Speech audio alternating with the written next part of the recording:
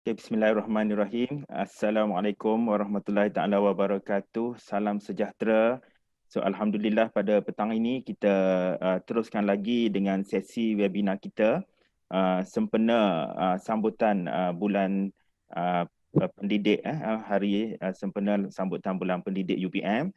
So saya mengambil kesempatan pada petang ini juga untuk mengucapkan selamat Hari Akademia 2020. Yang tema kita pada tahun ini adalah Teaching from the Heart, Fun Learning. So saya mengucapkan selamat datang Profesor Madya Dr. Wan Zuhaini Saad, pengarah bahagian kecemerlangan akademik Jabatan Pendidikan Tinggi Kementerian Pengajian Tinggi. Okey, so terima kasih banyak kerana dapat meluangkan masa dengan kita semua pada hari ini. InsyaAllah sebelum kita mulakan, saya baca sedikit biodata. Associate Professor Dr. Wan Zuhaini Saad is a Director Academic Development Management Division, Higher Education Department, Ministry of Higher Education. So Associate Professor Wan Zuhaini is Associate Professor in Microbiology. Her research activities includes drug discovery from thermophilic fungi and lactic acid bacteria, microbial enzymes, technology in biopolymer and pulps and peppers. Awarded patents on isolation and preservation technique of thermophilic fungi and enzyme for biorating of kanaf. 11 copyright received from e-learning products. For example, Mighty Microbes, Big Book of Microbes, Microtopia, Land Game Board, which augmented reality. She is also an educational technology enthusiast, practice e-learnings and active learning approach in enhancing students' engagement for effective and meaningful learning, a strong advocate of empowering learners in experiential learning. Okay, she got a lot of awards. Okay, for example, Vice Chancellor Fellowship Awards in Teaching category 2012, Excellence Educator 2017, Creative and Interactive E-Learning Awards, International University Carnivals on E-Learnings 2016, Best Trendsetter Awards in IUCELs 2017, and also the winner of the Reimagining and Redesigning Higher Education's Virtual Immersive Learning Experience category 2017, as well as winner of the National Academy Awards, Teaching Awards, Pure Science Cluster 2018. Without further ado, I would like to invite Associate Professor Wan Zuhaini to give her sharings today. Okay, so silakan Dr. Wan Zuhaini. Bismillahirrahmanirrahim. Assalamualaikum warahmatullahi wabarakatuh. And very good afternoon. Thank you very much, Dr. Wan Marzuki, for the kind introduction. Thank you everybody for spending your time this afternoon with me today.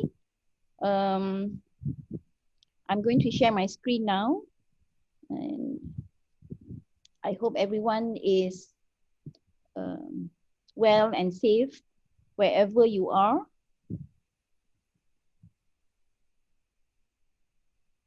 Okay, so kita santai-santai je lah ya webinar ni. Ya, kita santai-santai aja, kita interaktif insyaAllah. Yes, and if you can actually stop me at any time. Okay, sekiranya ada pertanyaan. Betul ke? Begitu. Boleh, mana-mana boleh. Nanti ada di ruang chat tu. Ruang chat pun boleh tanya soalan. Yes, question boleh tanya kat situ. Okay. Nanti minta Dr. Wan ingatkan saya ya. Masa ni dah bercakap ni sekarang kan. Okay. So I'm sharing with you I think bila pihak UPM menjemput saya, I was thinking what will be the sharing, what's the sharing going to be. Then apa? I like to use sebenarnya perkataan imagineering, and I hope that the today's participant or today's those who are joining us today adalah antara pensyarah-pensyarah baharu yang mana saya dapat kongsikan my experiences dalam online learning.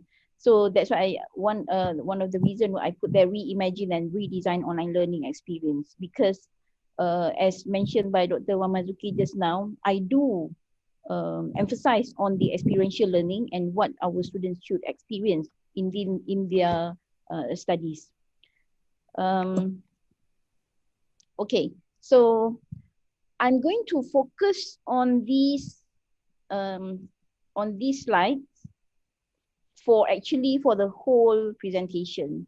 I know that World Economic Forum also has came out with the skill sets for future job skill. There are many. LinkedIn has also forecasted the skill sets, but I like to use this as the guideline, or after doing all the activities with the students, with the tasks, then this came out, the future work skill. First is sense making, right? Sense making, I think, is very important. I was actually trying to map out the skills, or no, the initiative and the activities that we have done, not only in UPM but also in the Department of Higher Education. Mapkan antara the skill dan juga the initiative ni. So contohnya, for example, sense making, right? Sense making, I think, is very important because we need to get our students to make sense of what they're learning. So antara inisiatif yang telah dijalankan di JBT adalah melalui program SULAM, Service Learning Malaysia, University for Society. Social intelligence, novel and adaptive thinking, cross-cultural competency is very important. We actually have been impacted by this unprecedented crisis due to this COVID-19, and but the blessing in disguise of COVID-19 is where everybody has to go online, right? And of all the people, that actually the one who actually have been involved with online learning, and were I was the one who antara with a group of people macam Prof Karim, and from people from MEPTA. I see the president of MEPTA also is here today, the chairman of MEPTA is here today, who actually work very hard for the past 10 years, I think, to get everybody on board on online learning. But suddenly with this COVID-19, everybody has to do online. So I think it's very important that we have to be able to differentiate or be able to have that skill to engage our students in the virtual learning environment. That's why if you can see, one of the skill set that we want our students to have is virtual collaboration, ability to work productively, drive engagement, and demonstrate presence as a member of virtual team. That is the gist of my sharing this afternoon. Okay, and of course, earlier we mentioned about new media literacy, transdisciplinary design mindsets are all being emphasized. And I'm going to map out all these skills with the tasks that I have given my students for the past few years. And I have not been teaching for the past 2 years or so. Okay. And of course, all the innovation or all the experience that we design for our students is for our students to become job creators, not only job. We do not want them to become just job seekers, but also their role to become job creators. The talent that we want to produce, and the widely education services also have actually predicted, that our students, they want to be challenged in the classroom. They want to have the consumer mindset. They demand for engaging experiences. Okay, they do not want to sit and listen to you in your in the classroom. Even right now also, I see my daughters when they have now online classes in the during this pandemic MCO. They were just listening to the teachers or the lecturers. So I think not all. I'm not saying that but most of the situation that is happening right now. So we need to have a new teaching model and technology savvy, more efficient grading that will be in terms of evaluation and assessment. But I would like to also take this opportunity to congratulate to all the universities, ever since MCO in starting 18 March, okay, everybody chipped in, everybody was sharing, even until now. We have lots of webinars and sharings of best practices. I remember during the first MCO where there were many webinars even in a day from all over the higher learning institutions that are being shared. So congratulations to all. Okay, so in the ministry, we do emphasize on the 10 shifts needed to transform the system, and our focus from my division in the academic excellence division will be shift number 1, holistic, entrepreneurial, and balanced graduate. We need to produce talent excellence. Of course, the other 10 shift will actually become the enabler. Number 9, globalized online learning. Earlier, we were focusing on MOOCs, but now we are moving on to more micro-learning, which is actually through micro-credential. And I would like to also share this framework of shared prosperity vision 2030, where, our interpretation of shared prosperity here is sharing resources and sharing experience. And for this shared prosperity vision 2030, one of the enabler is on education and TVET, where we need to increase in skill and highly educated workforce. Okay. And of course, to ensure inclusive and equitable quality education and promote lifelong learning opportunities for all through the sustainable development goals, right? Okay, before I go on to the virtual collaboration, I would like also to share the revised future ready curriculum framework on the focusing on the output, where actually we want to produce lifelong learners, design thinking and with 21st century skills, holistic, entrepreneurial, and balanced through fluid and organic curriculum structure. Before this, if you notice, the framework, the curriculum structure, the fluid and organic curriculum structure is actually as the one of the branches, but actually we have actually revised it,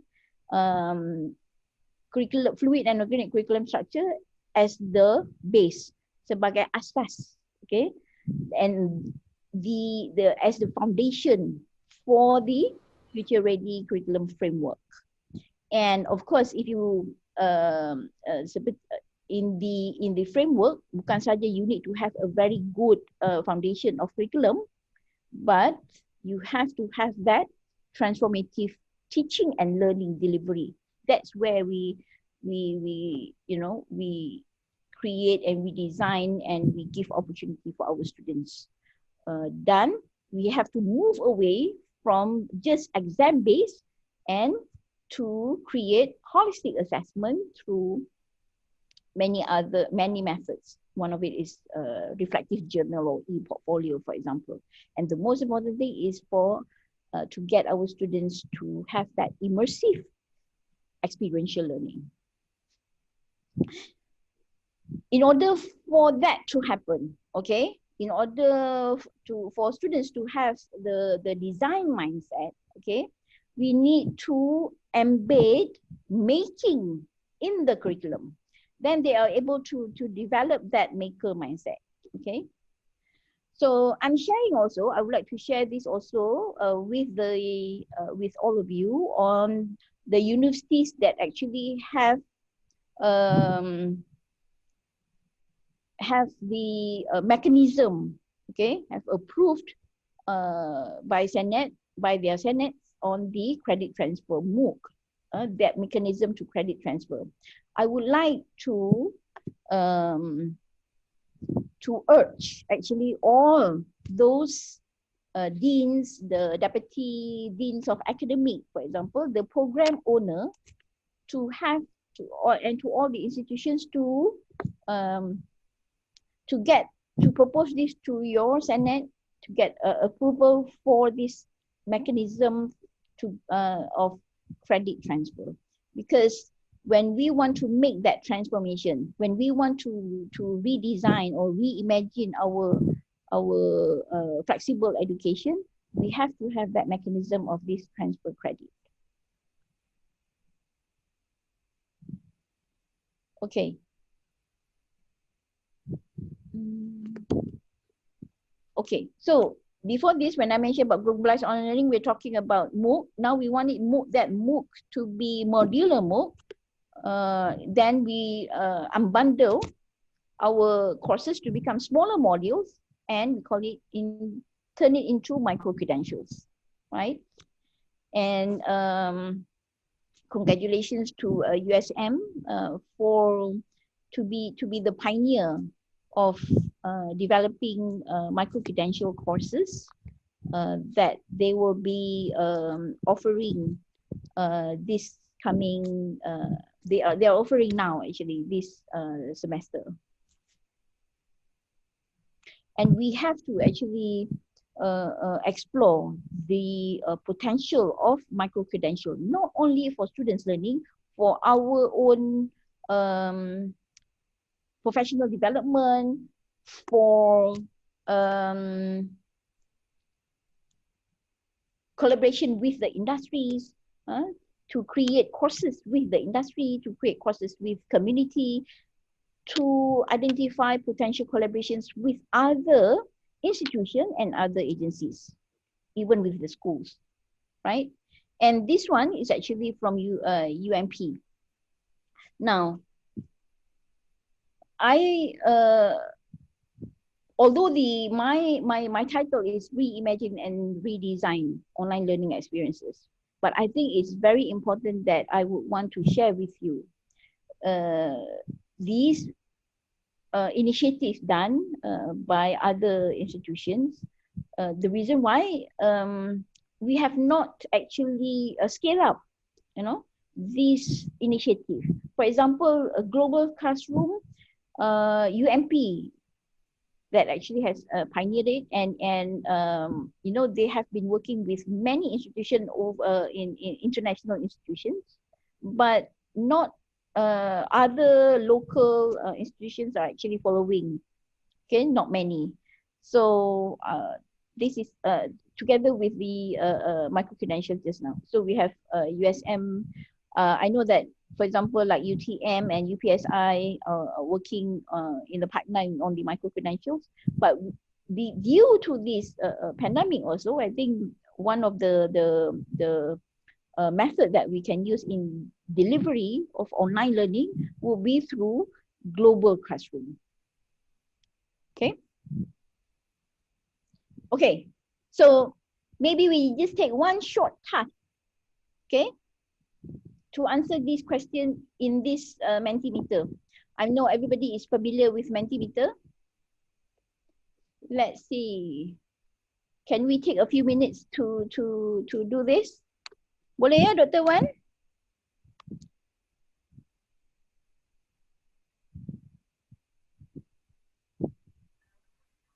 Assalamualaikum Prof.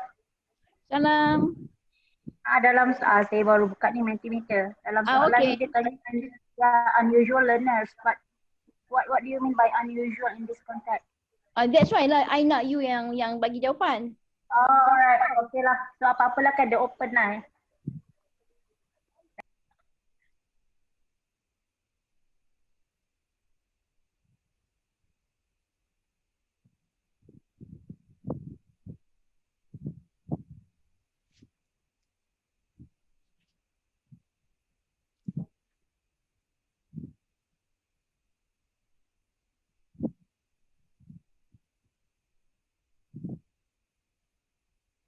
Boleh? We take about, let's say, another 1 minute to do this.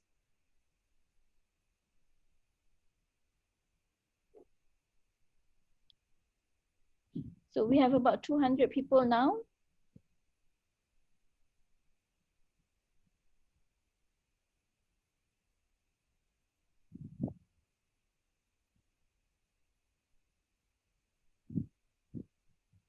Okay, let's see.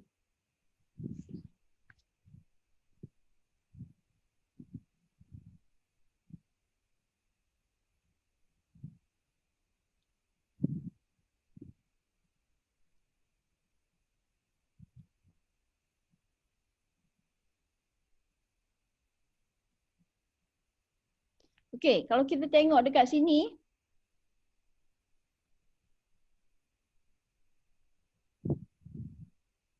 the biggest word there is unique. Okay, ramai ingat ramai letak as unique. And then we have what? Critical, right? Non-conventional. Okay, baru nak belajar, ada juga. Anti-evaluation, apa? Always looking for learner with special need, alright? Non-conventional, tukar cara mereka belajar. Unconventional. Okay, I'm going to let you to boleh lagi apa ni?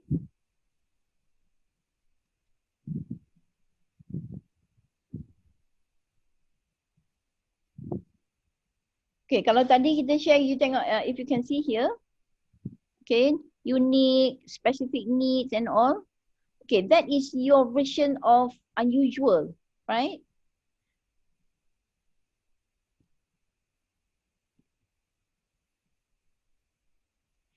Okay, so this is actually my version of unusual.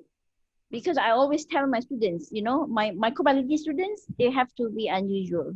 I even have a WhatsApp group, you know, that is called the unusual. Unusual, unique, noble, uttermost, spectacular, ultimate, awesome learners. And how to support this unusual, how do we guide them? So we need to uplift, we need to nurture, okay? Need to upskill, to support, to unleash their creative potential, and to activate and to liberate. Okay, so meaning that we in order for us to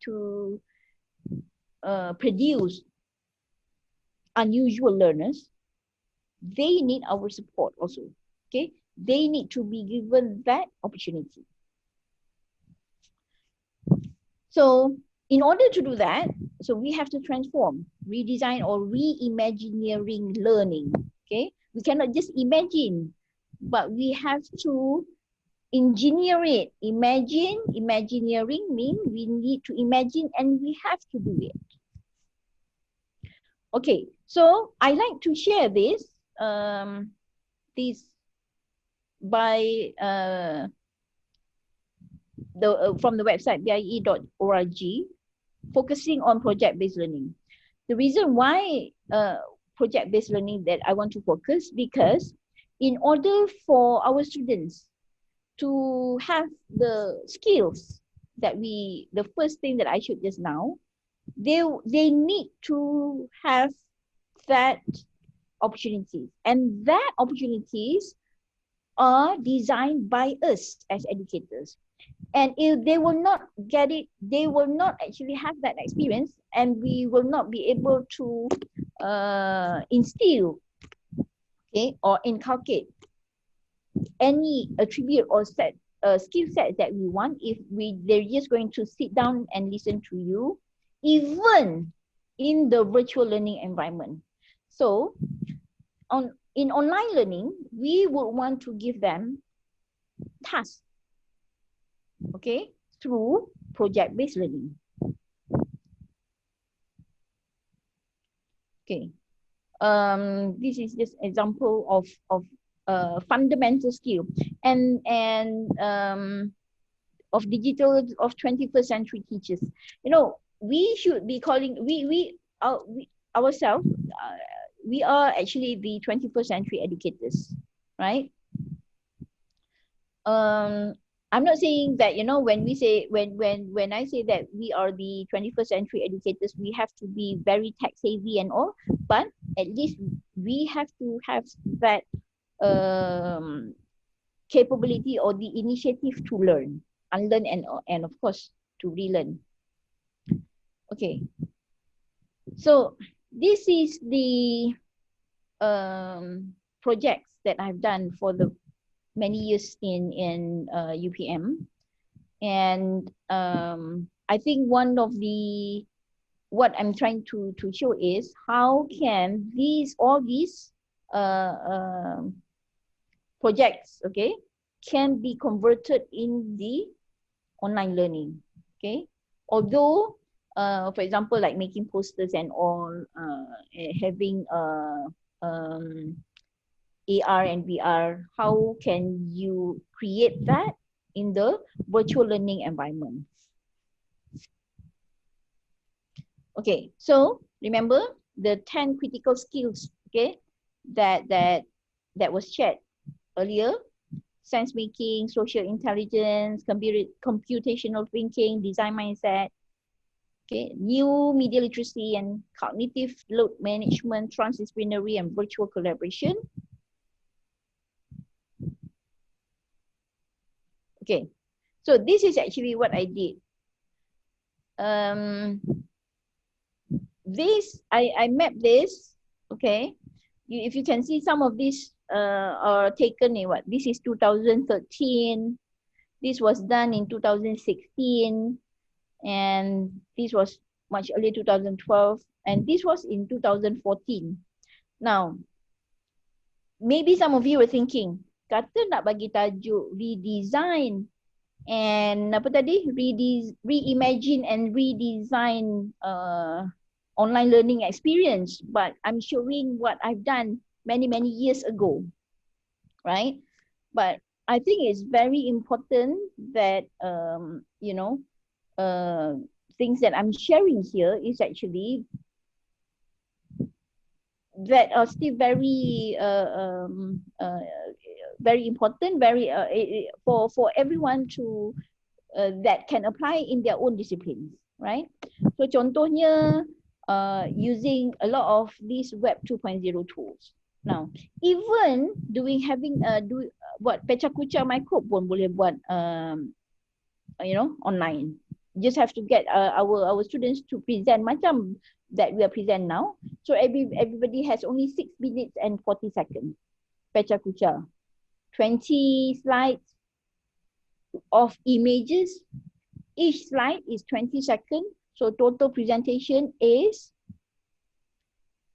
6 minutes and 40 seconds, right? So, you know, but of course you can't have the whole day of pecah kucha. You know, you have to have a break in between.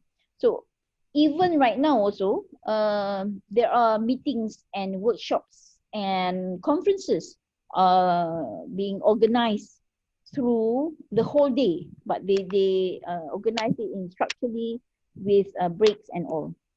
Okay, so this is number 5. Number 6 can be mapped through, can be actually done through these type of project based. Okay, sense making, design mindset, cognitive load management. I put it under this project based that I have done. Okay, so I hope, you know, my colleagues from Department of Microbiology who are here today, we would want to venture in this meaning again, because I think this project called Microbes Invention, Innovation and Ideation Challenge, actually one of the projects that we can even design online. Because I give you an example, we are coming out in Department of Higher Education, we are going to produce to organize a competition, e-Sulam competition, where students will identify problems in the community, right? And they will propose solutions to help that community. And we get they will have to pitch for they have to pitch their proposal to be judged by the industry and other panel experts. So it's like MINIC, but we call it e-Sulam because it will involve the community. So what I'm trying to say is, in order for us to for our students to have that skill, science making or design mindset, we need to design projects, tasks that will actually develop or unleash that potential, right? Okay. So just now we had number 5 and 6, 8 and 9. So this is, I think, the rest. Number 10, virtual collaboration and cross-cultural competency through this virtual team teaching together with social intelligence. I had these transdisciplinary activities that was done online 2018 or 2017, I think. We call it virtual micro special education together with UIA, UPM and USM, where we students from UPM microbiology, USM special education students teaching students from pre-service teacher teaching special education, and then UIA were students from TESOL taking instructional design, so transdisciplinary course. So we have never met the students. We just met online, and the projects are all online, and came up with modules for teachers to teach the special needs students, right, about microbes. Okay, so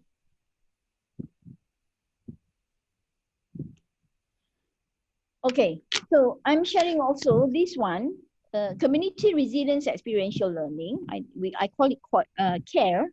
Okay. The reason why I'm sharing this, because we need to actually, the number one skill is sense making. Okay, we need to instill the our students with the skills of sense making, negotiation skill, communication, and that can happen through project-based learning that involves the community, through community-based learning, or even we call it adaptive learning. And one of the project that we have that will be through SULAM, Service Learning in Malaysia and University for Society. And this year, we're supposed to launch this SULAMnet on the 8th of October, but now we have postponed it due to MCO. But we will have collaborations. Okay, we will have strategic partners from the industry and agency to help the communities. So I hope, and also we are sharing how we can do the service learning Malaysia through online, okay, using online. So I think it's we have all the 20 penyelaras sulam in the 20 public universities, for example, that will you know, everybody is we would want everybody to join us to work on this sulam e-sulam at this moment. Okay, so the skills, social entrepreneur, and I keep thinking, I keep saying about skills, right? And one of the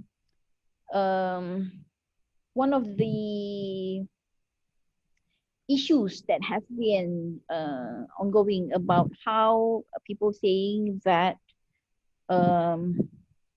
our graduates, mismatch of graduate between the supply and the demand, the industry. So we are trying to reduce that, okay, reduce the gap between our graduates and the industry and or the workforce by having our students to have that skill sets even before they graduate.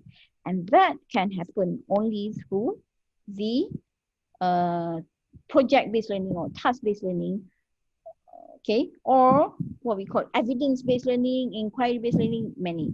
But for today, I'm just focusing on the collaborative peer learning via virtual environment, that is through virtual microbes. Now, the reason I'm sharing with you today, again, maybe lots of you have seen it, but this today, I'm sharing with you how to do it, because after the MCO, I have received actually hundreds of emails,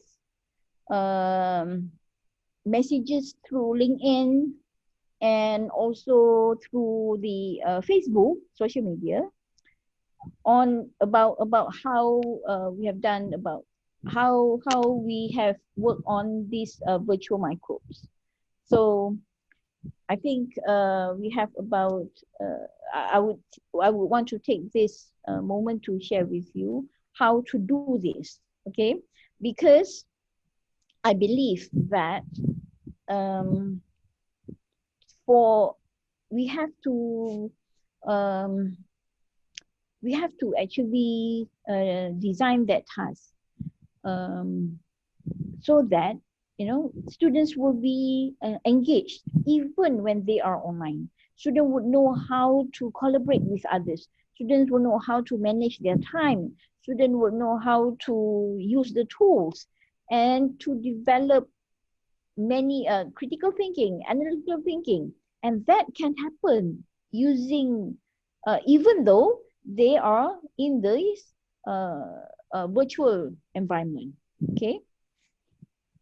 So the reason why, I keep saying the reason why, okay? When we actually did these virtual microbes, the first objective was to get our students, that's why virtual microbe is about the peer learning, yeah? My students were involved, or they have been using tools for learning microbiology for many years, even starting from their first semesters. They know how to use the tools, and you know, I cannot teach everybody, so I get my students to share their knowledge on how to use the tools in learning microbiology. So can you imagine, right now everybody is using Zoom. We are now using Zoom. So our students, our microbiology students, started to use to have that skill, to experience it, to starting 2016, started 2016 with 8 universities, including Lafayette and Lathrop, Australia. So how Okay, and this is from okay. Okay. This is from Lafayette. Now it's actually started. Now if you notice, it was a simple tool that we use. We use Padlet. I'm not going to show you how to use Padlet. I'm sure that everybody knows how to use Padlet. It's just as simple as using Padlet that we can actually communicate, we can collaborate with people from all over the world, right? And these students from Lafayette were actually, they were working on one assignment. At that time, just one assignment that is called Adopt a Microbe. Before virtual microbes, it started actually from this virtual team teaching. Now, remember that, sense making just now, the first skill, how we can actually get our students to make sense of what they're learning, started from here, where I get my students to teach the 4th grade of 2 schools in Albuquerque, US. Elementary school, North Star Elementary and Zuni Elementary School, right? And I would want to mention here that all these were done without any gradings. Students didn't get any marks for this particular project, right? And a lot of my actually tasks given to our students is actually without any grades. Okay, so these students in the Albuquerque were using TouchCast, the tool TouchCast, to create the video, and we put everything in the blank space at that time, and we meet twice in a semester at that time, twice in the semester. And had the wonderful opportunity to pair with Dr. Wong, a professor in microbiology and future Malaysia. Her college students had taken their knowledge of microbiology and adapted it to teach our students 4th grade science standards. The Malaysian students created incredible interactive activities to teach aspects of microbiology to our 4th graders. We could not have imagined what our students were going to learn in this elevated version of collaboration. Can you imagine if other educators began to utilize virtual team teaching in their practice? There is the potential of having an international connection of schools that does not solely focus on a picture in time, but creates invaluable content to connect students around the world. The amount of knowledge we can share and learn from each other is limitless. Okay, so can you imagine that at this time, because of this pandemic, we reach out, okay, we reach out to our students, to other people's students also, outside the faculty, outside the university, outside Malaysia, and work with one simple task or assignment. And you get your students to reflect on what will be the experience that they gain from that simple assignment. Kalau tak nak buat dekat overseas pun, let us try even in our Malaysian universities or Malaysian school, for example. Since the school now on online learning, for those yang teaching languages, French, for example, get your students to mentor the students who are taking French right now. I'm just saying that, my daughters, they were taking French when they were in secondary school, and that is one of the tasks that you can work together with the teachers in the school. Okay, sama juga macam the one that I mentioned just now. Yang ni the virtual microbe special education just now. Okay, so how to do the virtual collaboration? Okay, first, it is very important.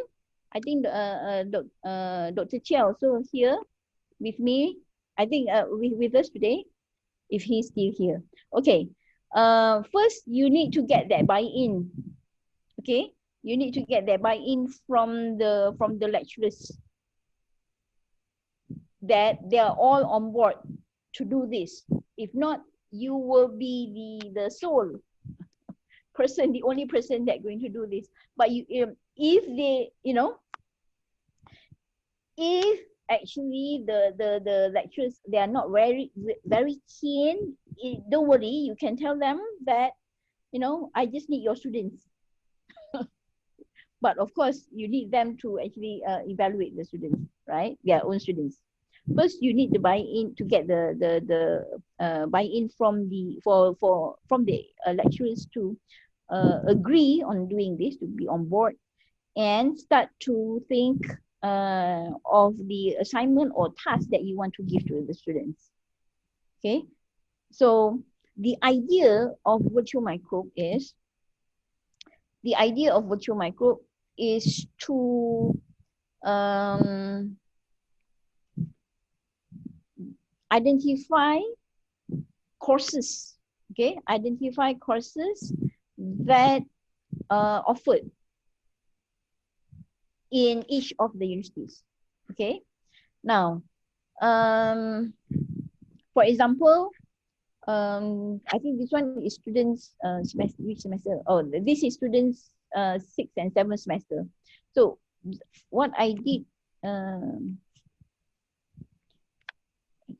okay, this is a bit small, but this is the overall of the whole big picture of the virtual microbes. So if you can see,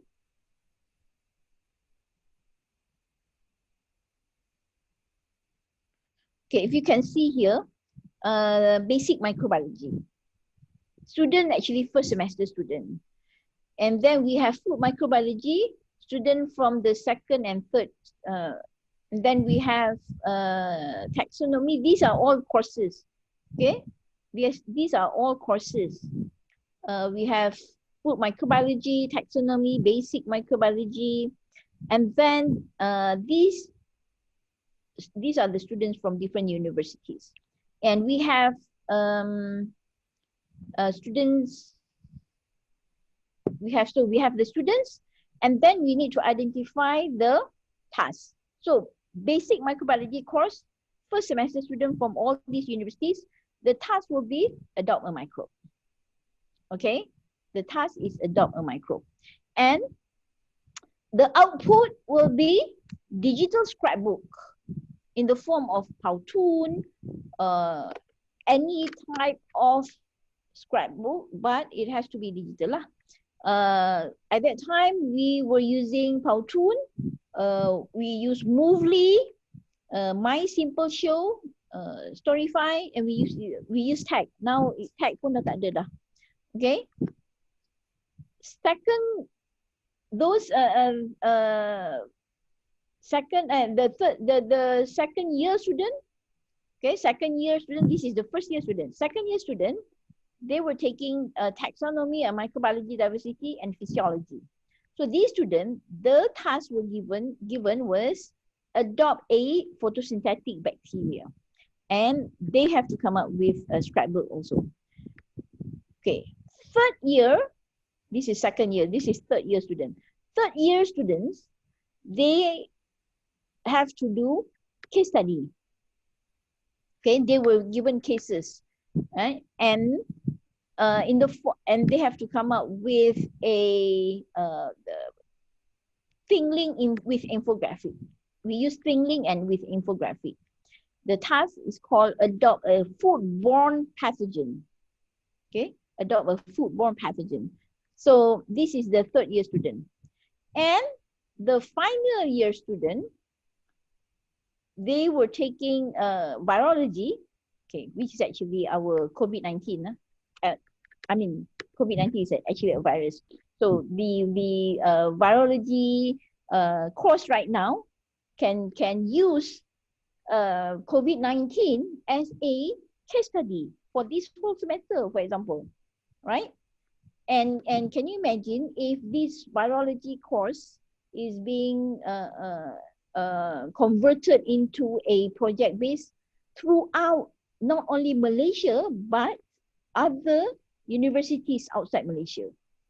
Okay, so this time it was students from UKM, and we use it. The product is in the form of montage, news, and infographic. So they have to come up with a progress report with different presentation mode. First report is a mind map. So the first one we have it actually quite structured. Everybody need to use mind map such as Popplet, CADe-Lead, or Bubblers. The reason why we use this mind map tool, because we want to, this is the collaborative mind map that you can see who actually contribute. Okay, we do not want, we want to everybody in the group to have their role, to make sure that semua orang buat kerja lah, and not riding on to others kan. So we use this collaborative mind map, so collaborative mind map, so that we can identify siapa yang buat, siapa yang tak buat, right? So that was the first progress. The second progress report is they have to do in the form of flip book, right? Flip book. And the last one is they have to do a reflective journal. Now the first and the second is actually group work. The third one, the reflective journal, is actually individual. Okay, reflective journal. So at that time, we were using Trello, we use WhatsApp, we use Zoom for the video conference.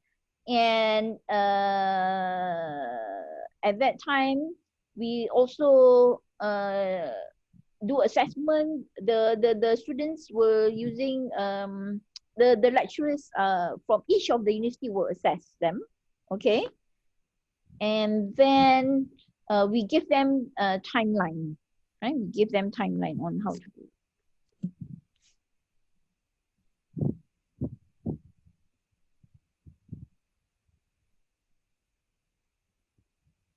Okay, so this is example how to do, how we divided the group.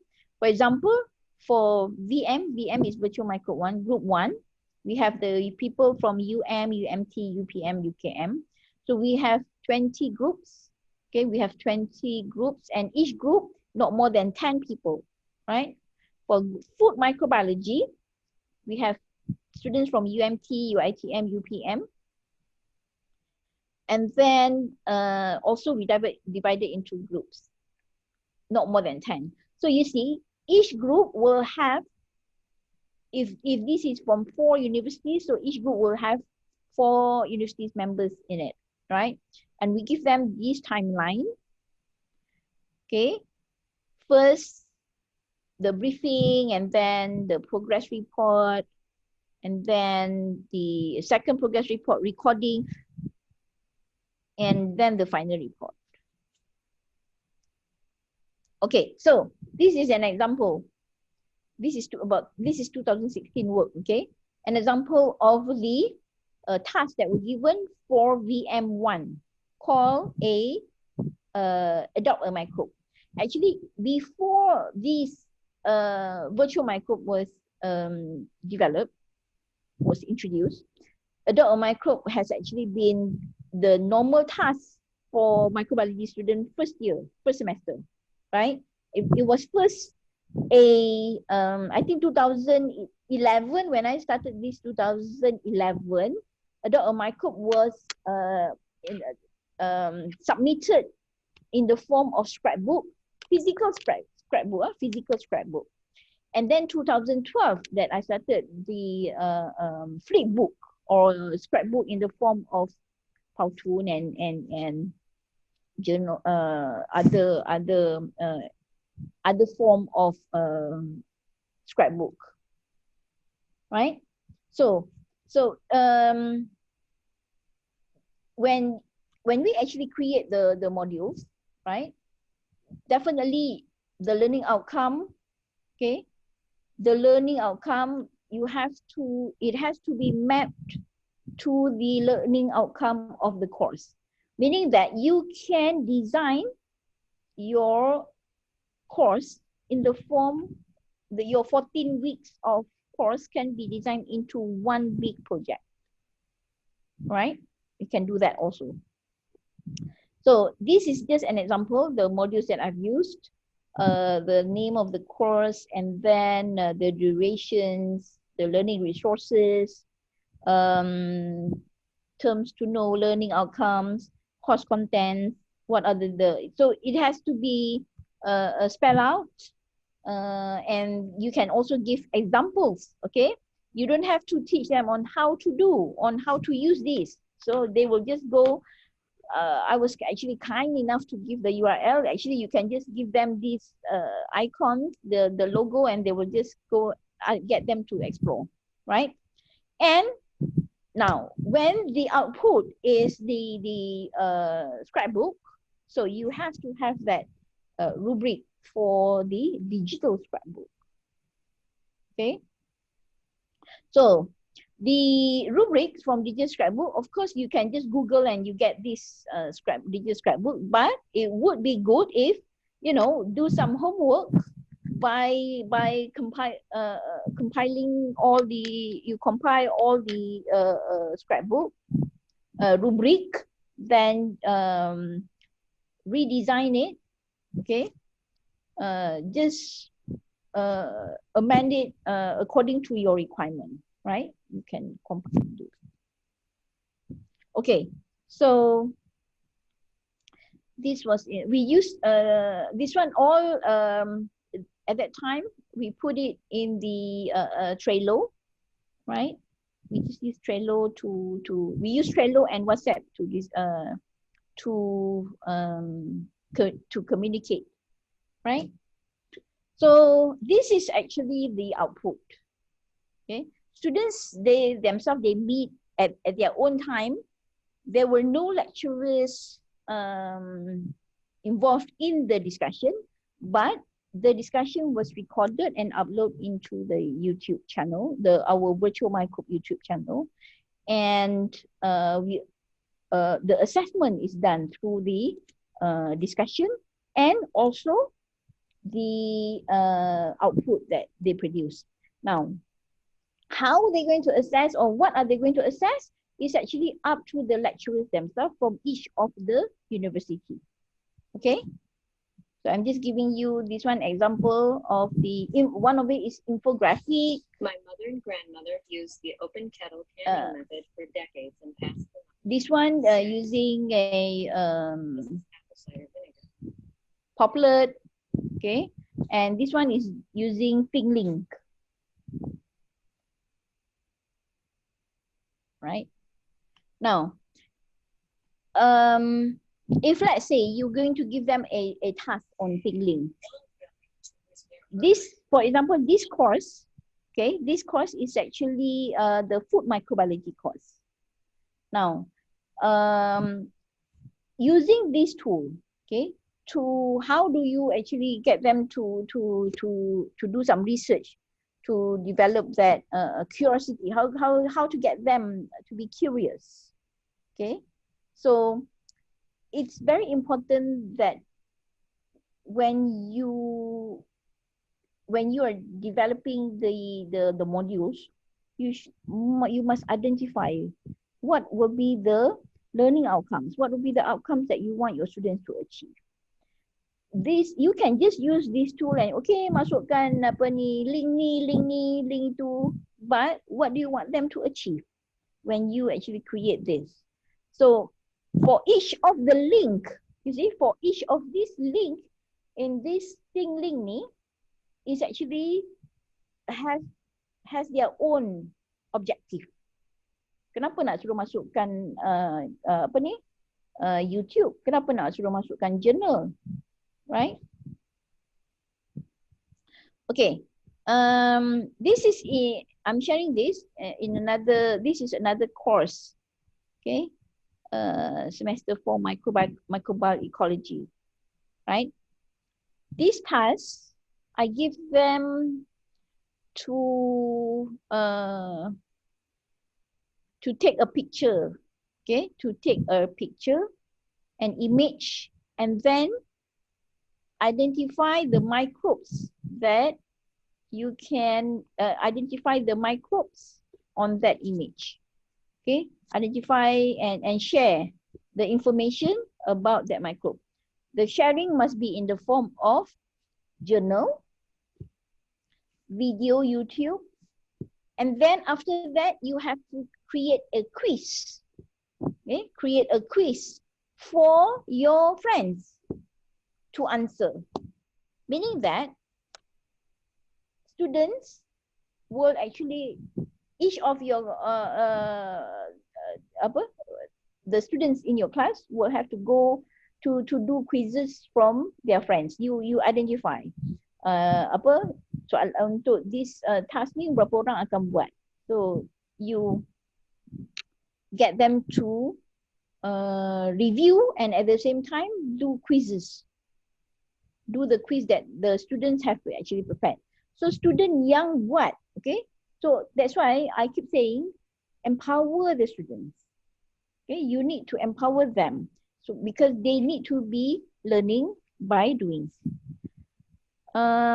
This is another one. I call it semester break assignment for the first semester student. Nampak tak? Semester break assignment for the first student.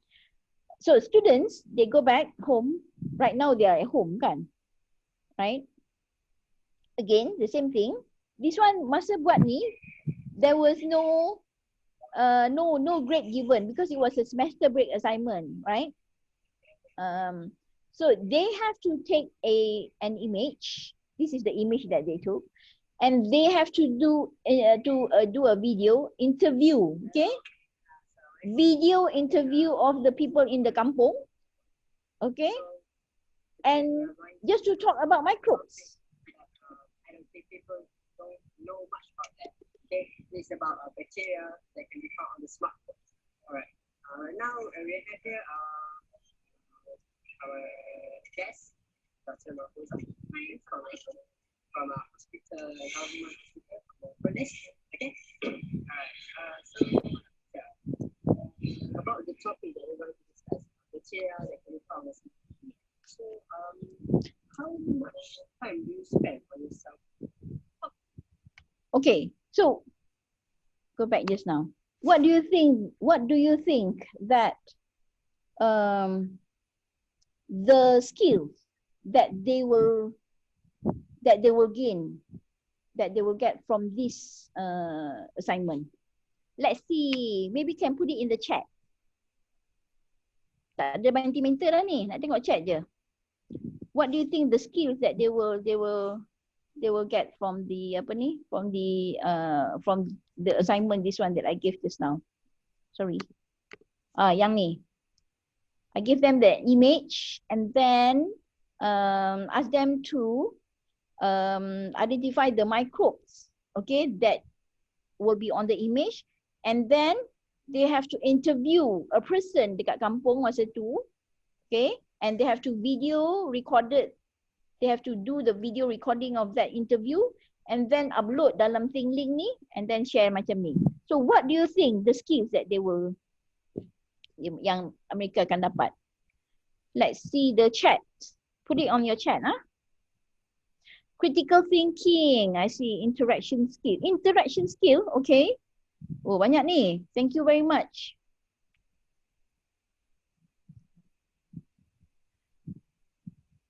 Communication skill.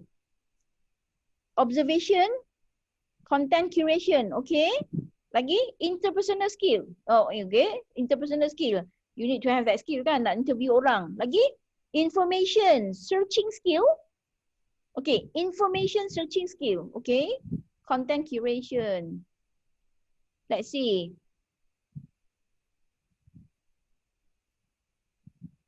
Ada lagi? Empathy. Okay. Self-esteem.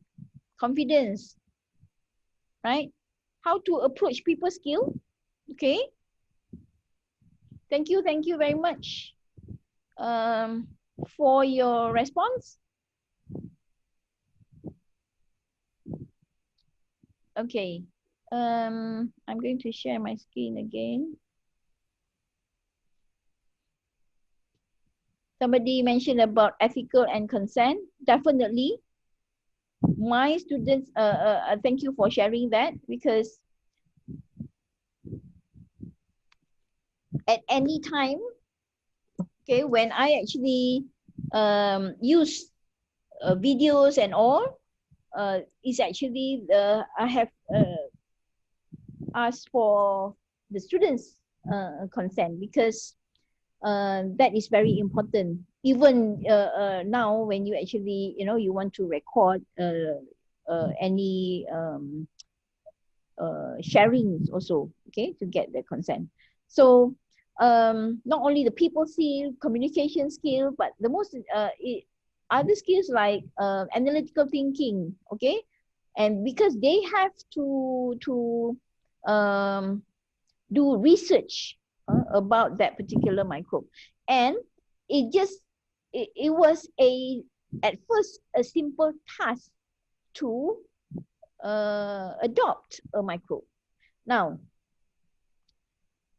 let's say you can also through online give them a task using this one is just using Tundu, okay, using Tundu.com to do a comic. This was also given to the first semester student, okay. And you see, the most important thing what I'm trying to say is, these students, if you give them all these activities and tasks, and you will actually be surprised on how their commitment and dedication and it's whatever that they actually produce and give to you is beyond your expectation actually. So this is also one of the example, the product that you can get them to a project, a task or product that you can get them to do. You get them to produce a flip book.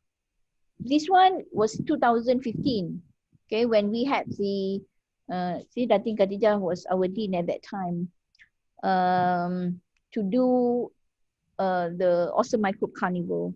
And this book is actually with AR, augmented reality object. Okay. So this is one of the examples of the product that can be given, okay, to the students to do one of the tasks. You can ask them to produce a flip book, or the experience, okay, when their experience and all the artifacts or the output of their assignments, they can share in this form, okay. So of all these, it is very important that kita jangan syok-syok sendirilah kan, dah buat dalam mengajar terguling-guling, but now cannot terguling-guling lah because now everything online. But you need to know how impactful, or whether you have done, you are on the right track, and whether students are having, what are the issues and challenges. So you need to get your students to reflect, okay, on their experience and their journey, learning and doing all these tasks with you.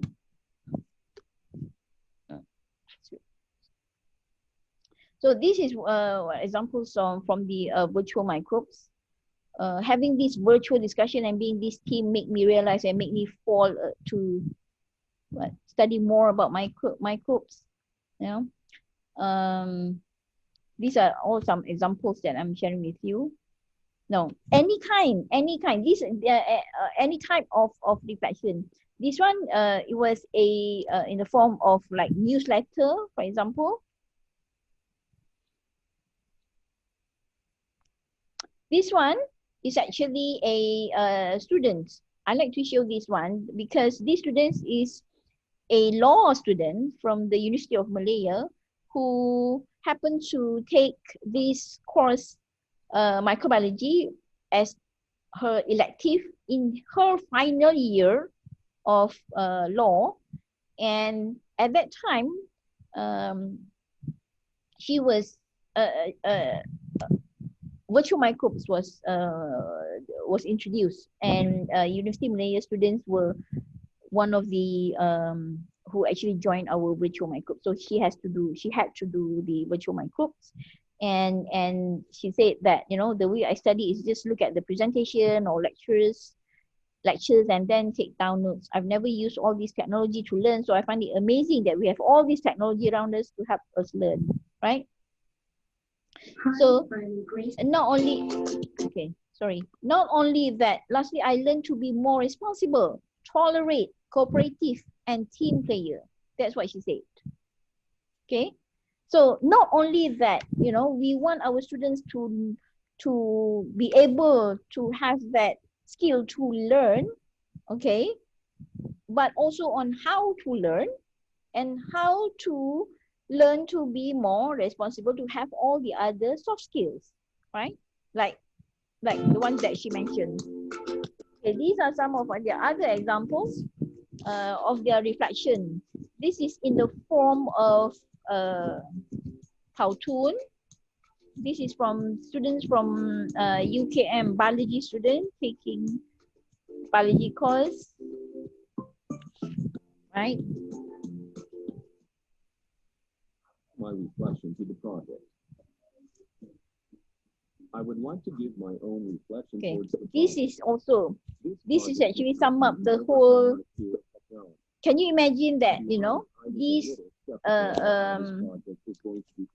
reflection that you're going to get your students to do this type of reflection for this particular semester, you know, on how their experience using online learning, which actually can be a study for yourself, for the whole class.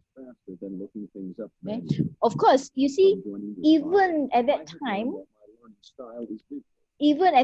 also, the students were having you know, issues on internet. It was mentioned, but the point is how they overcome it. You know, how they overcome it, and they managed to do. The only problem is during You see? conference. We struggled a lot to get a good coverage. Struggle a lot to good coverage. Time consuming. I got to understand better about salmonella typhi and raise awareness about the bacteria to my family and friends. IHIHGLY recommend this learning method to all the Malaysia students.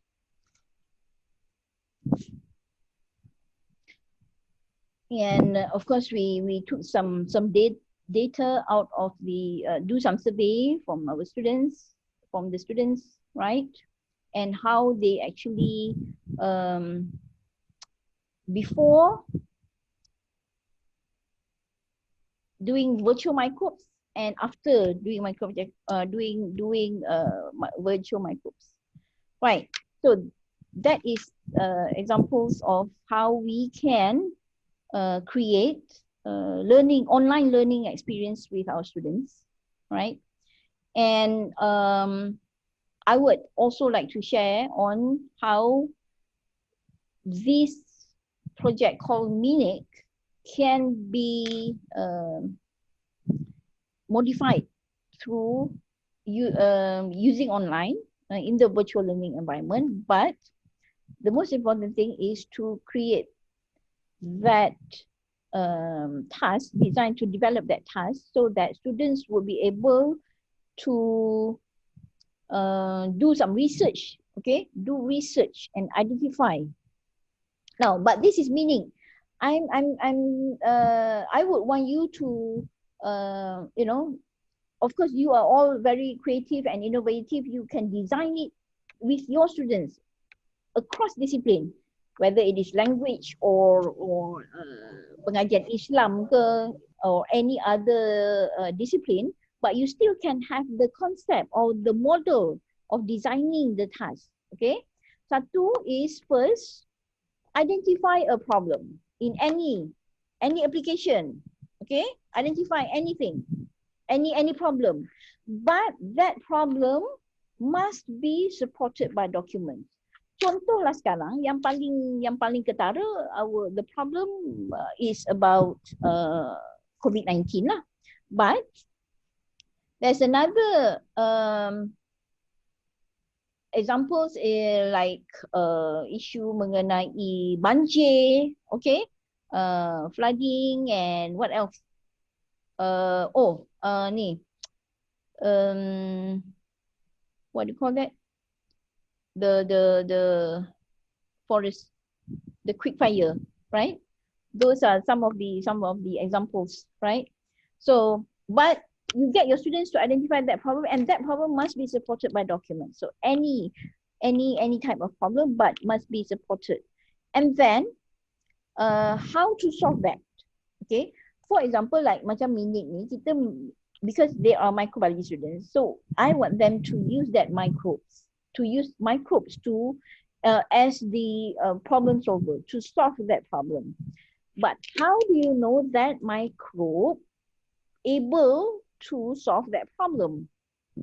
So students must do research through published journal.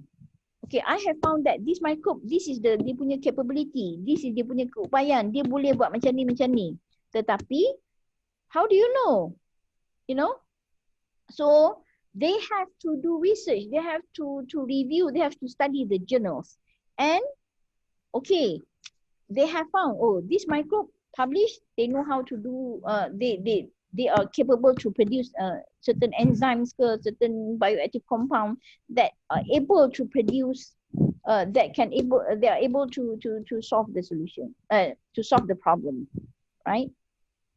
So, and we are talking about first semester student. Now we are all in the first semester, first semester 2020.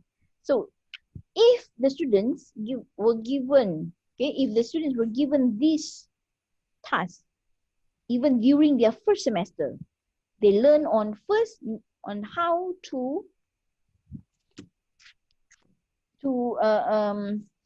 identify problem. They learn on how to do research. They learn on how to look at journals, scientific journals, and that have to start from day one. Okay, and then they learn on how to work with others, not only in their team, get them to work with other people from other fields, other disciplines across the universities. Contohnya macam dekat UPM, right? For faculty biotech, work together with faculty of agriculture or environmental or medical, veterinary, kan, all together to solve one problem. Or from transdisciplinary tadi kita sebut, get to do develop an A1 poster. Now we're going to do E poster lah, and a prototype to present the solution. That prototype, siapa nak buat? Okay, we may not have the skill, but of course we can get our students to do. Like my microbiology students, they know how to do AR, they know how to do 3D models using 3D printing, for example. But we want to get other students to work with us. We can work with people from architecture, FRSP, people from Faculty of Computer Science, FKSTM contohnya, right? But they need that opportunity. And in order for them to have that opportunity, kita lah yang kena bagi that peluang, that opportunity to design it, to be structured in the curriculum. Okay, I'm not saying that, you know, we have to hold their hands for them to learn, but actually we want to show them on how to learn. Okay, and we want them to be curious, to explore, and after they have discovered whatever that you ask them to explore, we want them to master it. After they master it, we want them to share with others. Now, the Bloom taxonomy, the highest level of taxonomy, create. But in digital Bloom taxonomy is share. So we want them to share. So this is what we're doing right now also, sharing, right? Okay. So again, I'm sharing with you the task, okay, that we can actually, that you can design for your students, whether it is online or face-to-face or hybrid or blended, right? And the most important thing is to get them to be inspired, right? To be inspired. Inspired here, I put it as inspired, individualized, or it can be, now we call it personalized. So students, when they're online, right, it has to be more personalized experiential learning. Okay, they although in online learning, what we're doing right now, they have the masa tertentu, and you have your own schedule and everything. But at the same time, when you actually give them tasks, project, okay, it will be more personalized and individualized. Okay, the method that we're using through online, collaboratively, to get them to work collaboratively, critical thinking and problem solving just now, is non-traditional, and never design or never have your lecture or your learning experience as the same as the one that, as the same as the exercise that you always do physically, face to face. Okay, it's actually much different. Okay, self-directed. It has to be self-directed. That's the reason. That's the difference between schools, school students, and higher learning institutions. In the schools, we call it home-based learning. Home-based learning, where students do online and they need their the guidance from the teachers, and at the same time from the parents. That's why home-based learning.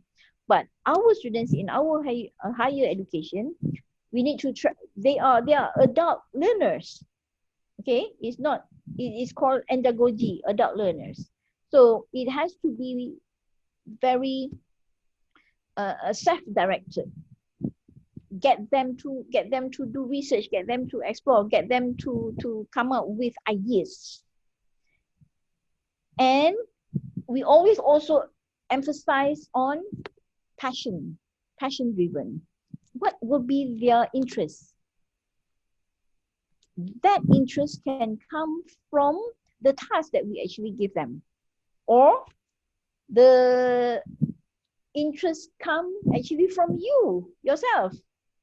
You have to share your excitement, your enthusiasm for any topics, any subjects, your interest on learning with them, so that will actually spark that curiosity or spur that curiosity.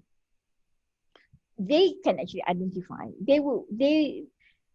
We want them to identify. That's why earlier I showed about the curriculum on how we can be more flexible so that students can learn through passion driven, okay, because of their passion. Of course, innovative,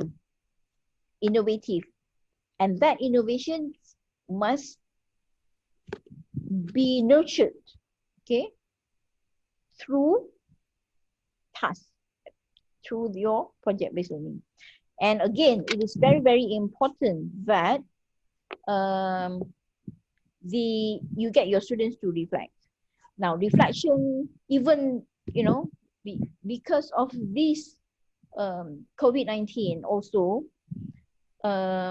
we would want to reflect on what is happening around us, and how can we take this opportunity to be more creative and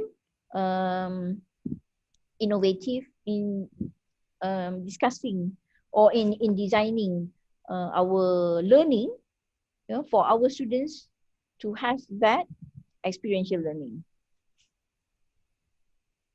Okay, so I would like to end this for our longer Q&A with, it is not the strongest of the species that survive, nor the most intelligent, but the one most responsive to change.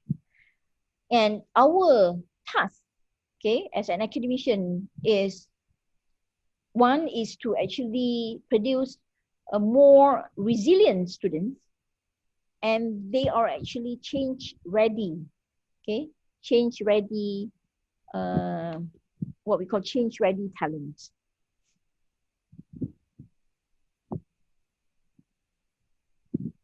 And it is not the illiterate of the 21st century will not be those who cannot read and write, but those who cannot learn, unlearn, and relearn. And I always say that, you know, you don't have to be great to start, but you have to start to be great. So we need to have to make that change and redesign our learning for our students. Okay, with that, I would say thank you for your kind attention and for staying with me for about 1.5 hours. And I would like to spend more time on answering your questions, actually. Thank you very much.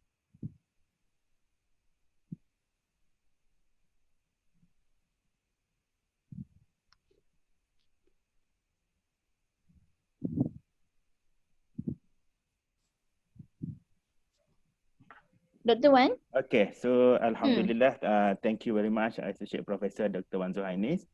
Okay, so we open for the questions and answers. Okay, if you have any questions, you can post it in the chat room. Or they can even unmute and ask personally. Yes, yes, okay.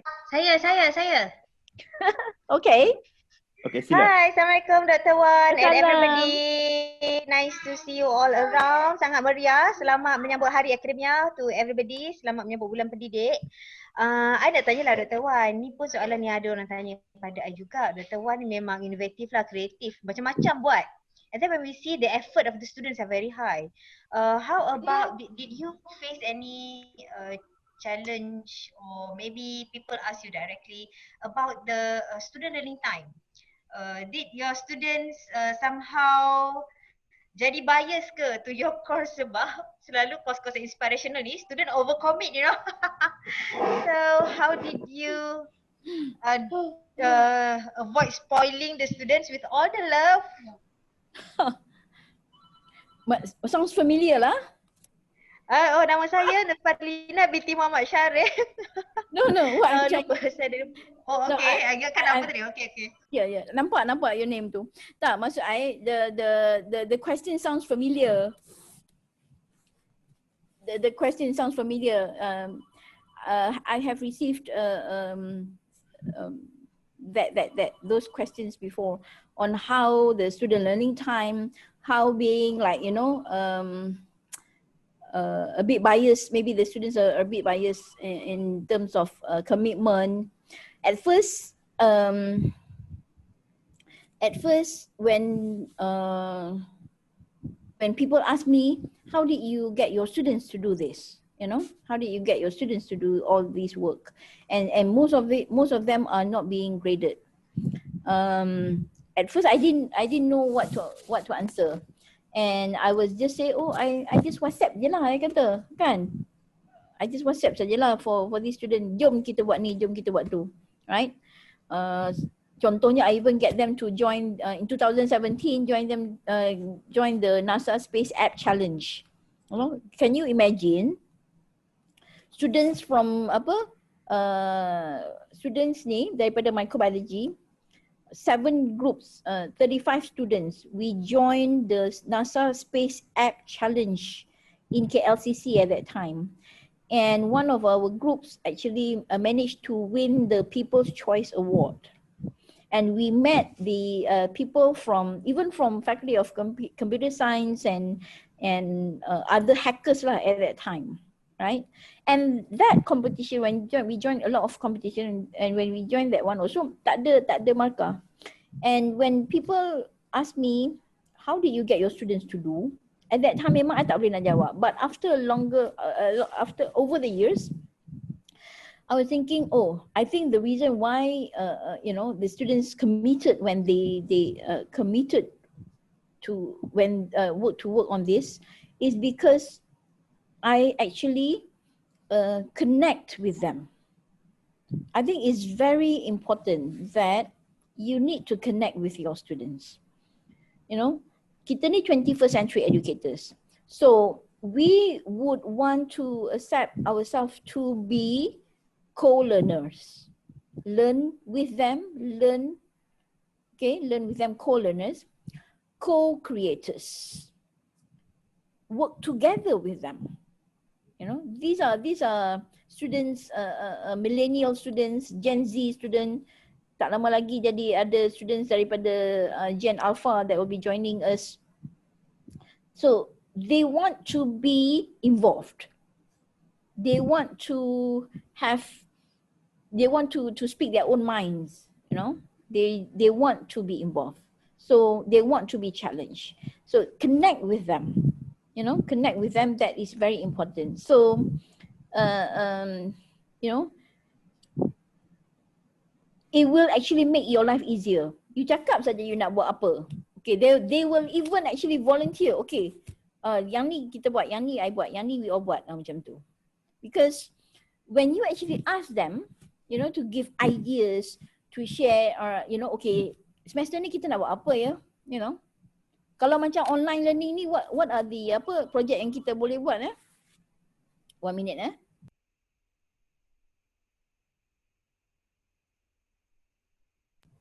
Okay, get them to do. So I think that is one of the reason that, you know, the commitment and dedication that they actually share with me. I hope I answer your question. Let's see. How far this interactive and interesting online learning can be applied to postgraduate courses, as they are among working adults and at the same time they have to commit for these online digital assignments.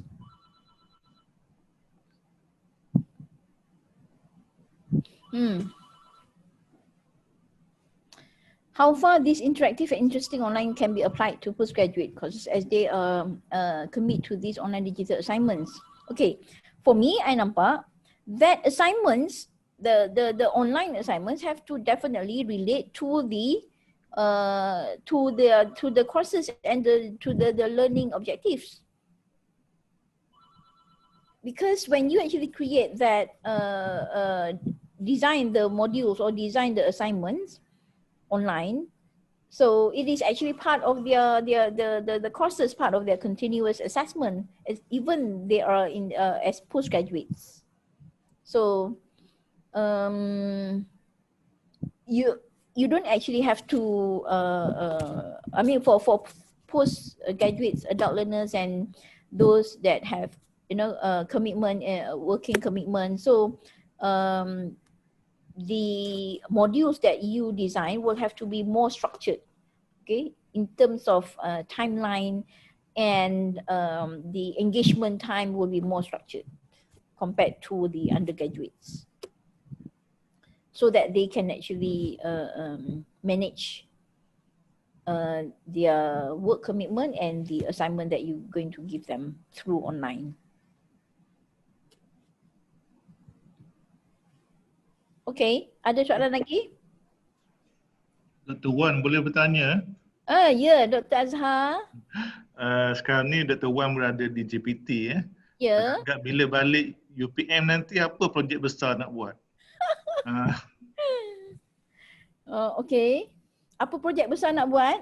Dalam konteks online ni lah. Okay. Tak payah tunggu balik UPM kot. Nak buat projek besar. Maksud saya,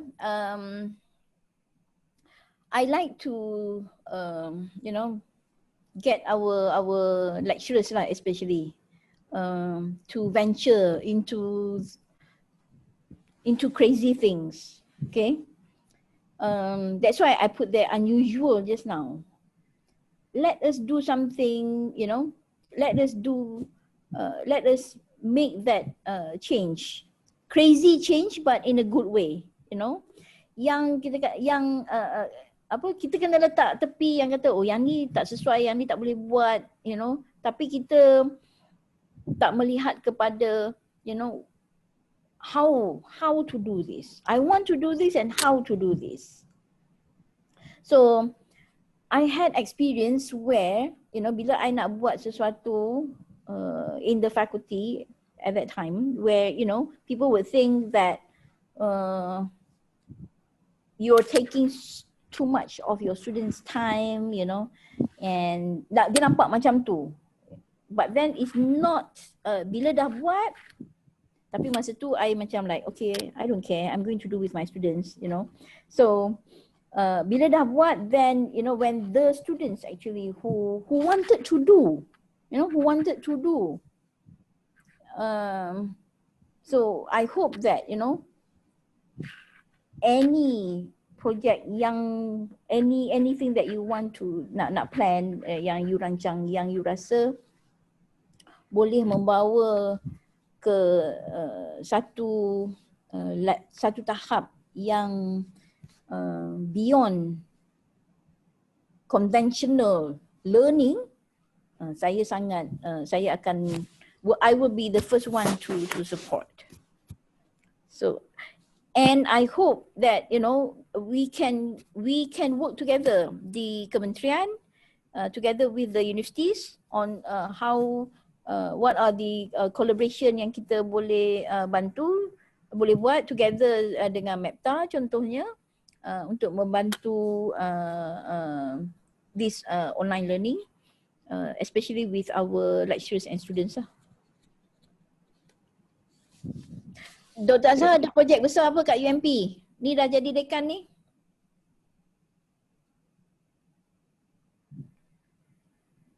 Tengah review kurikulum lah, tengah mencari idea untuk buat new big thing lah. Okay. I think, terima kasih Dr. Azhar. I think in terms of curriculum is very important also that we lagi satu yang saya lupa nak cakap is on the academic program transformation. Okay, reviewing the curriculum to embed what we call experiential learning and competency-based education. Okay, yang tu penting because it's not just about you know, graduating the student through the normal syllabus that you're doing, but giving them the experience. So we hope to reskill and upskill the student during their 4 years or 3 years studies, and not just, you know, kita kata these students akan bila dah graduate or they will be upskill or reskill lagi, but embed the upskilling, reskilling, the training that you want to give during dalam curriculum, embedded in their curriculum, give that experience. Sama ada industrial experience ataupun community experience or research infused experience, and of course what on the personalized experiential learning. Okay, ada lagi persoalan? Any question you want to ask Associate Professor Dr. Wan Zuhainis? Assalamualaikum. Okay. Assalamualaikum. Saya Marniza daripada Universiti Kebangsaan Malaysia. Saya nak tanya, Prof. Dr. Wan ya, adakah JPT ada kolaborasi dengan sekolah-sekolah rendah maksudnya ataupun taska dalam membentuk kemahiran digital ataupun kemahiran learning secara non-tradisional ni. So saya rasa kita banyak tekankan kepada pelajar di peringkat universiti ataupun pengajar di peringkat universiti, sedangkan kemahiran ni saya rasa perlu diwujudkan ataupun perlu dipupuk daripada peringkat awal lagi. Jadi I'm just wondering if there is any collaboration at the moment ke, sebab bila saya tengok anak-anak saudara saya ataupun anak saya pun sekarang sekolah menengah, sekolah menengah dah nampak ada perubahan sedikit, tapi yang sekolah rendah tu tak ada. Maksudnya lebih kepada traditional method lah. Maksudnya you need to learn, you need to read before you start everything, you need to know how to calculate. So it's very much on academic instead of exploring, which is different from other countries, like UK kan approach dia. They really emphasis on the personal grooming ataupun this exploring skills at very early stage. So I'm just wondering, at KPT, if perancangan ni memang dah ada ke, so that kita yang di IPT ni mudah. Maksudnya kita boleh nampak nanti bila after how many years kan, the projection tu lebih mudah bila kita ada pelajar yang mempunyai kemahiran digital yang lebih berbanding sekarang. Terima kasih. Ya. Terima kasih Dr. Maniza. Sebenarnya, of course, bila pada pandangan saya lah, daripada pengalaman saya, the first semester lagi, when they come in, that is the first semester, first day, that is the most important day in your life for that particular batch of student. Because that first day that you meet them is that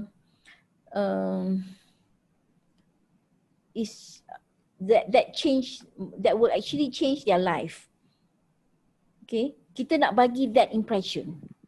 Okay, how pengalaman belajar di dalam kelas you, that we want them to have that big picture. Because first semester adalah first semester adalah the important semester for you to mold them. The reason seperti yang Dr. Maniza cakap sebut tadi lah, they have different experience masa 12 years in the schools, right? Dan in terms of technology, they may be introduced much later. Tetapi sekarang ni they were introduced, they are using what we call the 5 platform that is joint collaboration with Apple, Microsoft and Google, right? These 3 big players. Dari segi kolaborasi antara KPT dan KPM, tidak ada yang official, tetapi adalah melalui kolaborasi ataupun projek melalui universiti masing-masing. Okay, universiti masing-masing. Contohlah saya bagi melalui Sulam. Okay, now you can actually use that approach using Sulam, where you get your students to work as mentor or ataupun coaching ataupun kita panggil buddies lah kepada yang pelajar daripada sekolah rendah ni. So meaning that the murid-murid sekolah rendah ni adalah the community that you want to help. So that selepas you identify that sekolah, that will be the community, you have this batch of student yang akan work together, bekerjasama dengan sekolah tu tadi, pelajar sekolah tu tadi kan. So the next semester, when the next semester come, okay, you have another batch of student to work with that school also, with that students also. So dia bukan macam like one off punya outreach program ataupun volunteerism, but it's more sustainable yang you boleh bantu that particular people because it is actually embedded in your course. Okay, thank you. This is sound very interesting. Sebab sulam ni saya baru dengar sebenarnya hari ni through your talks, and saya sempatlah Google sikit tapi saya akan explore more. So sulam ni more pada formal platform kan untuk kita approach ataupun gunakan different approach dengan community ya. Ya. Bukan different approach. I bagi satu contoh ya. Last year we did work together dengan kampung Bandar Ulangan. Kampung ni dia bela ikan siakap. Okay, bela ikan siakap. And then ikan dia ada masalah penyakit, disease. So the students daripada UPM veterinary course, I tak ingat kursus apa, some pathology course. So this student akan ke community tu for that particular semester, mengajar community tu macam mana nak jaga ikan tu supaya tidak dijangkiti penyakit.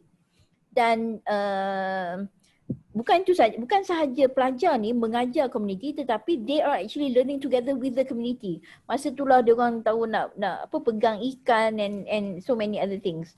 So let's say lah sekiranya that particular semester community tu masih lagi belum boleh independent untuk nak menjaga ikan, contohlah kan. So the next semester, the other batch of student will be actually helping this community. But sila. Oh yeah, I see in that sense in terms of community, sebab saya daripada health science faculty, so banyak juga yang melakukan aktiviti community. Cuma yang saya tak nampak adalah kesinambungannya dengan pembelajaran digital at the moment ni. Maksudnya all this online approach kan. Yang tu yang saya nampak ada lacking lah. Tetapi dari segi pelaksanaan community works ataupun services collaboration in that sense tu memang berlaku. Ya, betul. Cuma bila kita nak masukkan dari segi macam Prof cakap tadi tu kan, dari segi online learning, online explore all these, you know, using apps, using digital gadget kan.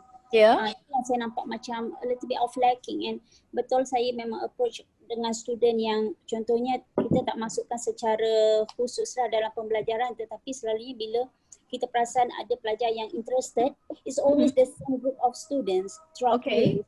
Okay, maksudnya macam daripada tahun 1 sampailah di final year, always the same group of student yang akan anticipate lah, participate. Contohnya kalau misalnya I cadangkan benda-benda yang di luar kebiasaan kan. I'm just wondering if there is any more macam cara yang lebih khusus supaya nanti saya nampak kalau misalnya KPT boleh ada collaboration dengan KPM kan, so that at early stage all this young generation will be exposed with this online learning, so that by the time nanti after 10 years dia masuk university tu, they have been equipped with at least, you know, some skills, so that bila dekat university tu kita boleh expand further kan. So dia berbanding dengan sekarang lah. Sekarang ni masih MCO tu baru so, betul-betul pula nak belajar. Ya, saya faham. Actually masa when I started the online learning 2011 tu, masa tu tak ada komputer pun, macam laptop pun like satu kumpulan ada seorang saja ada laptop contohnya kan. And 2012 I think more people lah. But then when 2014 yang memang everybody came in with a device.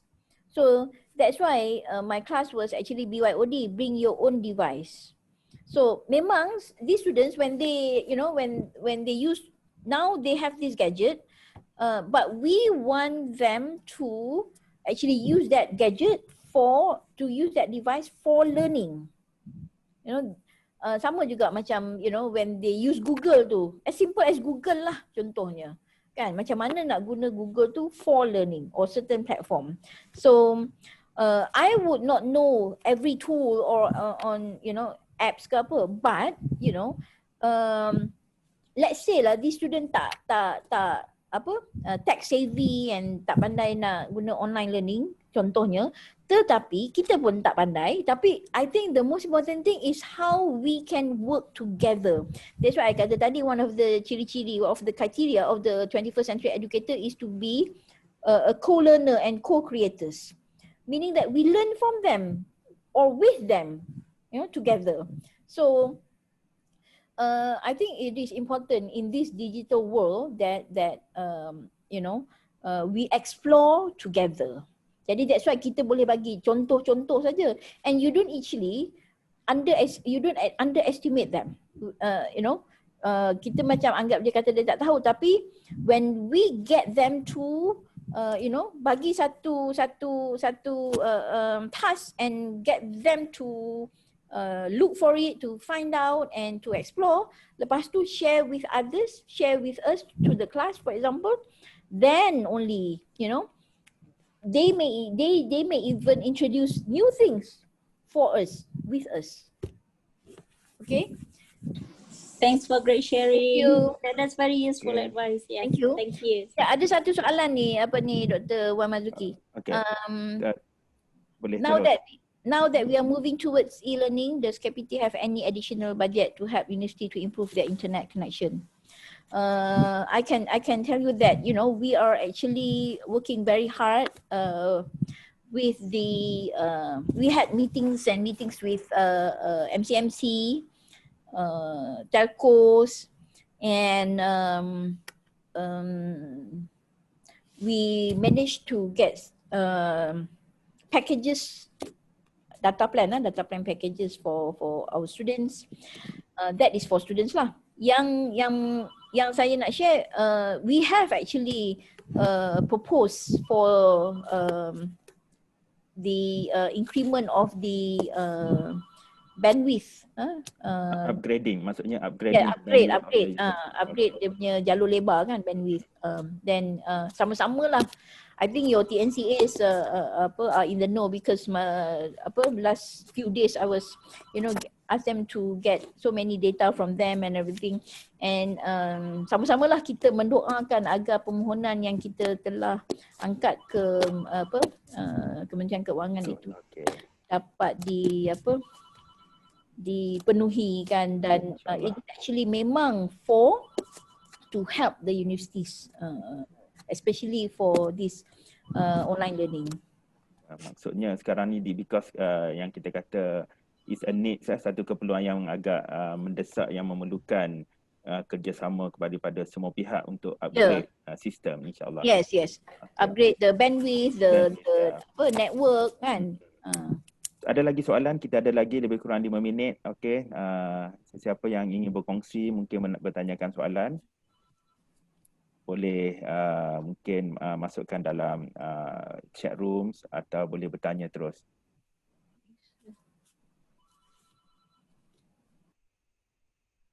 Okey, ada lagi? Okey, so kalau dah tak ada apa-apa persoalan, yang pertama sekali terima kasih di atas perkongsian yang sangat bermakna daripada Profesor Maria Dr. Wan Zuhaini Saad, pengarah bahagian kecemerlangan akademik Jabatan Pendidikan Tinggi CADe-Lead.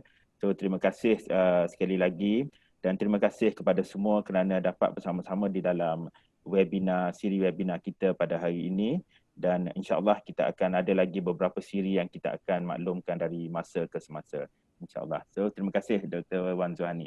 Terima kasih semua. Waalaikumsalam.